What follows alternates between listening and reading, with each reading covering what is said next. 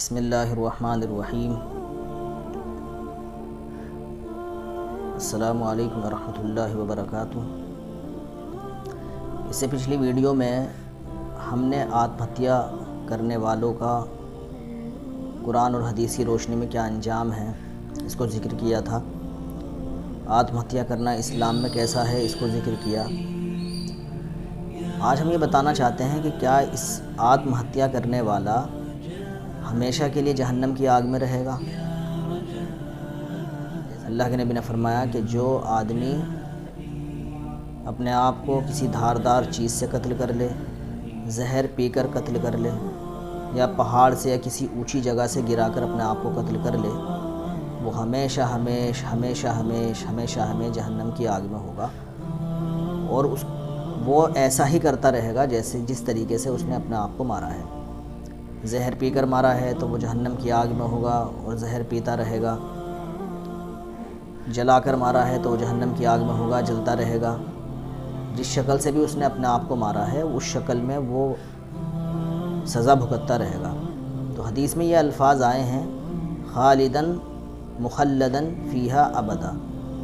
یہ تین الفاظ اللہ کے نبی نے استعمال فرمائے، جن تینوں کا مطلب ہی یہ ہوتا ہے کہ ہمیشہ خالداً مخلداً فیہا ابدا، تینوں کا مطلب ہمیشہ کے لیے۔ تو اب سوال یہ پیدا ہوتا ہے کہ آتم ہتیا کرنے سے آدمی کافر ہو جائے گا؟ چونکہ قرآن اور حدیث کا مطالعہ کرنے کے بعد، اسٹڈی کرنے کے بعد ہمیں یہ پتہ چلتا ہے کہ کفر اور شرک ایک ایسے گناہ ہیں کہ جن کو کرنے سے آدمی کافر ہو جاتا ہے اور وہ ہمیشہ کے لیے جہنم میں رہے گا۔ یعنی کفر اور شرک ہی ایک ایسے گناہ ہیں جن کی سزا ہمیشہ کی جہنم ہے۔ لیکن یہاں پر اللہ کے نبی صلی اللہ علیہ وسلم نے آتم ہتیا کرنے والے کا بھی یہی انجام ذکر کیا کہ وہ ہمیشہ جہنم کی آگ میں ہوگا۔ تو کیا آتم ہتیا کر دینے والا کافر ہو جاتا ہے؟ تو اس کا جواب یہ ہے کہ آتم ہتیا کرنا یہ کفر نہیں ہے کہ جس سے آدمی ہمیشہ کے لیے جہنم کی آگ میں جلتا رہے۔ لیکن ایک بڑا اہم اصول میں آپ لوگوں کو بتا دینا چاہتا ہوں۔ حدیث کا جو منشا ہے وہ یہ ہے کہ اگر کسی شخص نے آتم ہتیا کی اور حلال سمجھ کر کی، اس سے پہلی ویڈیو میں بھی یہ بات میں بتا چکا ہوں، تھوڑی سی اور وضاحت کے ساتھ میں یہ بتا دینا چاہتا ہوں۔ ایک اصول سمجھ لیجئے، بہت اہم اصول ہے جو آپ کو بھی سمجھنا ضروری ہے، آپ کے گھر والوں کو بھی سمجھنا ضروری ہے۔ اسلام میں جن چیزوں کو حرام کر دیا گیا ہے، جو نص قطعی یعنی قرآن سے اور احادیث متواترہ سے حرام ہیں، جیسے کہ مثال کے طور پہ سور کھانا حرام ہے، شراب پینا حرام ہے، زنا کرنا حرام ہے۔ اب اگر کوئی شخص ان تمام گناہوں کو حلال سمجھ کر نہ کرے، اس کے دل کے اندر یہ خیال تو ہے کہ یہ گناہ ہے لیکن حرام ہے، بس میں کر رہا ہوں، میرا دل چاہ رہا ہے اور میں غلط کر رہا ہوں، تو جب تک اس کو حرام سمجھ کر وہ گناہ کرے گا تو وہ گناہگار فاسق تو کہلایا جائے گا لیکن کافر نہیں ہوگا۔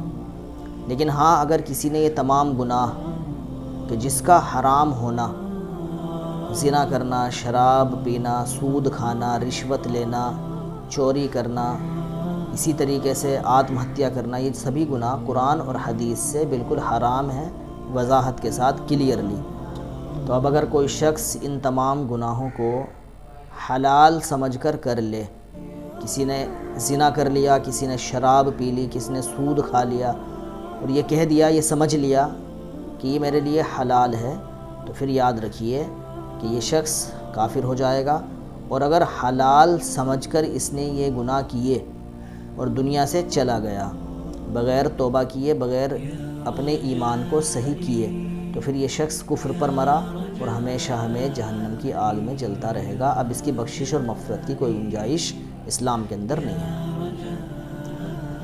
تو آتم ہتیا اگر کسی نے کی اور وہ یہ سمجھ کر کی کہ میں غلط کر رہا ہوں، میرا یہ قدم غلط ہے لیکن میں مجبور ہو چکا ہوں اور میں غلط کر رہا ہوں، بہرحال اگر اس نے غلط سمجھ کر آتم ہتیا کی، حرام سمجھ کر آتم ہتیا کی، تو یہ فاسق گناہگار تو کہلائے گا، وہ جہنم میں بھی جائے گا، لیکن سزا بھگت کر انشاءاللہ ایک دن جہنم سے نکل کر جنت میں چلا جائے گا۔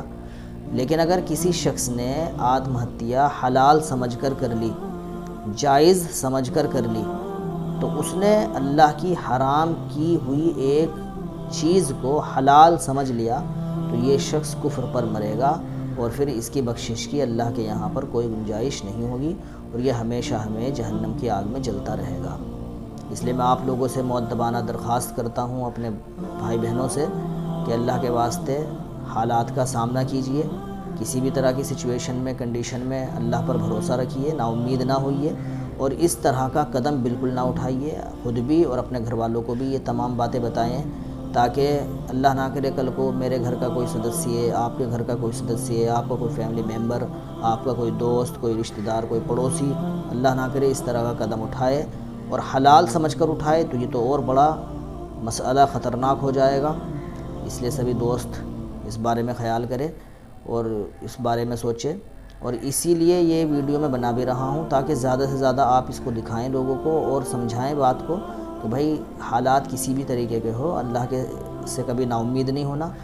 اللہ بہتر، اندھیروں کو پیدا کرنے والی ذات بھی اللہ ہی کی ہے، تو انشاءاللہ وہ روشنی بھی پیدا ضرور کرے گا۔ اللہ تعالیٰ آپ کو بھی مجھے بھی عمل کی توفیق عطا فرمائے۔ وآخر دعوانا الحمدللہ رب العالمین۔ السلام علیکم ورحمۃ اللہ وبرکاتہ۔